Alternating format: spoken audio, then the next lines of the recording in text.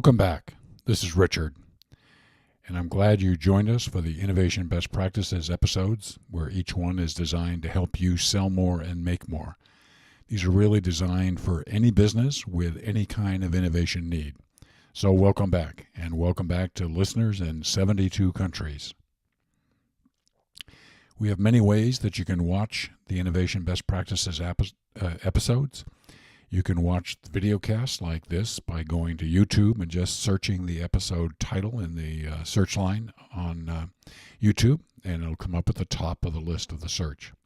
You can also listen to this as a podcast by going to i2ge.com/podcast or at iTunes or at Stitcher also. I also have a free app available for the iPhone and iPad and Android devices at Google Play.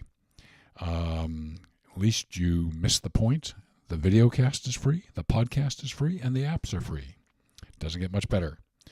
I really like to interact with my audience, so if you want to contact me directly, just send me an email at richard@i2ge.com. It's the letter I, number 2, ge.com.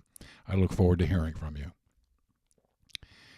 Today's episode is about some highly productive internal innovation at Intuit, the TurboTax and Quicken Books folks. And this is drawn from a Harvard Business Review article where the title was Innovation Catalyst, which happens to be also the role within Intuit that we're going to be talking about. So let's get into this. As background, before we get into it, there's a piece of research that guided a lot of what eventually resulted here.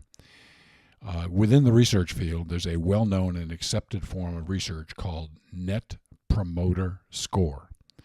And this asks one very simple, straightforward question. How likely are you on a scale of 0, not at all likely, to 10, extremely likely, to recommend this product or service to a colleague or friend? Now, there's a lot of validation around the answers to this being very accurate predictors of the strength of your consumer relationships and the likelihood that you're going to have your current users become salespeople for you by making recommendations to other people. So there's a lot of validation around this particular question. If you're a detractor of the product, you're going to give it a score between 0 and 6. If you're passive or neutral, you're going to give an answer of 7 or 8. And if you're a promoter, one of those people that's likely to recommend the product to a friend or associate or whoever you run into and have a conversation about the product, you're going to give it a score of 9 or 10. The Net Promoter Score, net, is the percentage of promoters minus the percentage of detractors. Well, at Intuit in 2007, they found that their scores that had been improving had now flattened out and weren't going anywhere, so they needed to do something.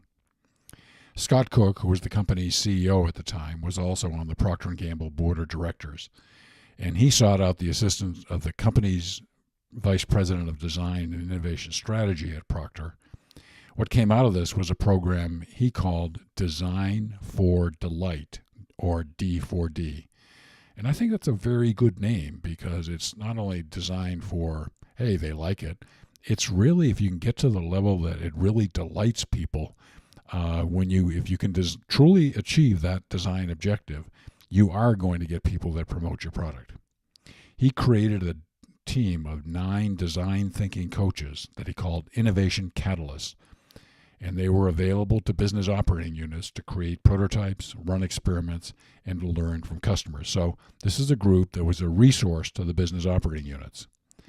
And they determined the greatest points of customer dissatisfaction, followed by developing potential solutions, identifying the most promising solutions, and the process concluded with the most promising solutions translated into operating software. The goal of this whole process was to rise above just satisfying customers to delighting customers. I like the intent here, setting the bar high. Well, the woman chose to lead the group of Innovation Catalysts was a young design director. And the authors say, and I quote, "She wanted her coaches to be interested in talking to users and solving problems with colleagues rather than depending solely on their own genius. If they were to successfully coach others in design thinking, they need an outgoing personality and good people skills. I think there's some very good insights here. This is a nice way to be thinking about it. The original group included 6 women and 4 men who came from a wide range of job descriptions within the company, including people like product managers, researchers, designers, and software architects.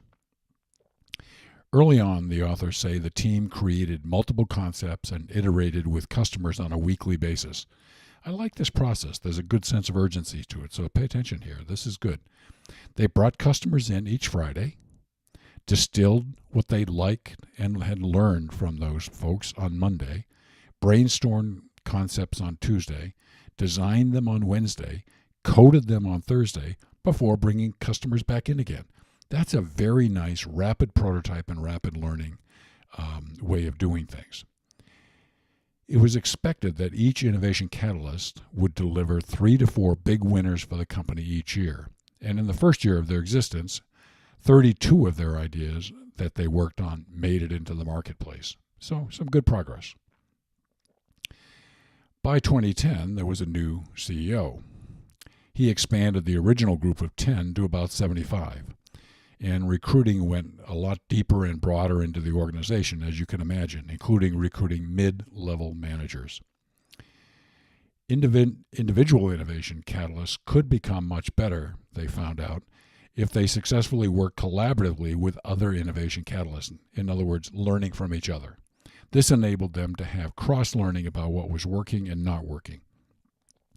This type of thing is particularly critical, especially when you establish an entirely new position called an innovation catalyst. There's a lot of ambiguity about what the role is going to be, a lot of fluidity around what they can do and not do, and what best practices are. So this is a very good move.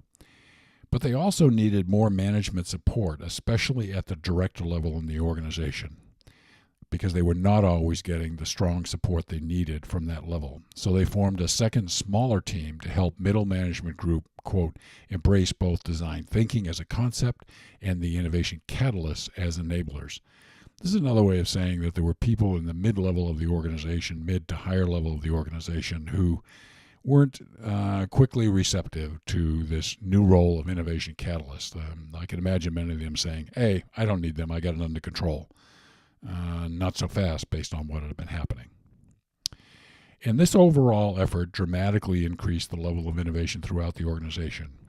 TurboTax, which in 2006 ran 1 customer experiment. In 2010, they ran 600. It's kind of progress. QuickBooks went from a handful of experiments to about 40. So a dramatic increase in innovation efforts. And when it came to mobile apps, they went from 0 to 18 apps in 24 months. Very, very important. They also found that their net promoter scores, remember that first slide about the research methodologies, across the business units improved substantially. And not surprisingly, along with that, revenue income growth also improved. Well, here are some of my thoughts about all this. First, let me say that I've been a pleased TurboTax customer for decades. Okay, the biggest change they could have made to achieve even greater innovation success is to not rely exclusively on internal innovation resources. They did a good job, and what I'm saying is they could do even better. It really does not matter how good and skilled internal people are at business and innovation. If you take the best of the internal people and create a collaborative environment with equally skilled and experienced external people, there would be, all other things being equal, a quantum improvement in the innovation results. Is another way of saying, if they added the dimension of external to this, they could have had even better innovation results. I think the evidence of that is pretty strong. Here's some more thoughts. They could have gotten even better results by what I just said, but also conducting a deep and broad worldwide search for current best practices and emerging and promising new practices when it comes to financial services software like TurboTax and QuickBooks. They could have collected considerable stimulus capable of taking innovation results to a higher level. I don't know that they didn't do this, but since there's no evidence in the article, which was pretty thorough, I'm going to guess for a moment they didn't. So this is something that even if you do an internal group, can elevate the level. Second, they could have invited, as I've already said, external experts with relevant expertise that does not duplicate the internal expertise. Okay, relevant but not duplicate. They would then need to process like quantum idea generation to optimize both the quantity and quality of ideas from this expanded resource. So these things go hand in hand. And here's a little bit more. Having been a decades-long TurboTax customer, as I said, I've seen relatively small incremental improvements over time. More importantly, I've not seen any dramatic improvements in meeting my needs when it comes to software tax preparation from them.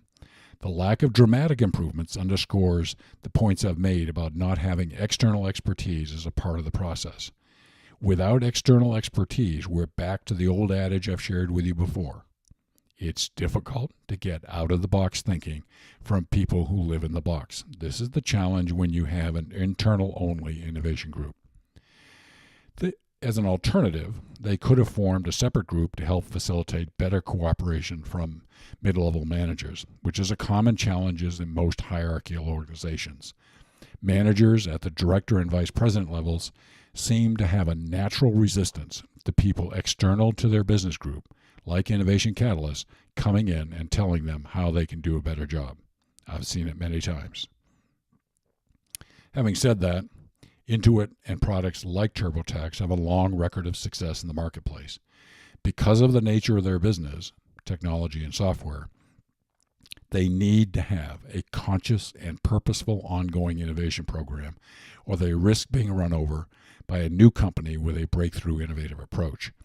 And I would say here that I think they're doing a very good job with evolutionary innovation, but somewhere in their portfolio should be 10, 15, 20% of their effort and ideas that they're working on, some revolutionary, dramatic, disruptive sort of innovations, however you want to refer to them, the really big ideas that can make a really big difference over time. I think that's absent, at least from what I see here. So, if you'd like to learn more about innovation best practices and you need more help, all you need to do is go to my website, i2ge.com, and on the menu bar there is an item that says DIY, Do-It-Yourself Innovation Training, and if you click on that, there's a whole bunch of training programs that train you to do important parts of the innovation process so that you can be self-sustaining and not have to hire high-priced consultants like myself to do it for you. So DIY innovation training. I also have published 6 books. One of them is titled Proven Practical Innovation That Delivers Results. It's available as a paperback and as a Kindle book on Amazon, only at Amazon. In addition, I love getting suggestions, comments, and requests. And as I said earlier, all you need to do is drop me an email at richard@i2ge.com. I love hearing from folks. In the next episode, it's a very good follow-up to this episode. Again, I draw on some excellent insights from another Harvard Business Review article about how to end conflicts between business operating groups and innovation groups. The insights in this episode are relevant to any company with a purposeful, ongoing innovation program. So please make sure that you tune into this. As always, I deeply appreciate you taking time out of a very busy day to spend it with me here on these episodes. And I want to thank you very much for your time and effort. And until we connect again, please have a great day.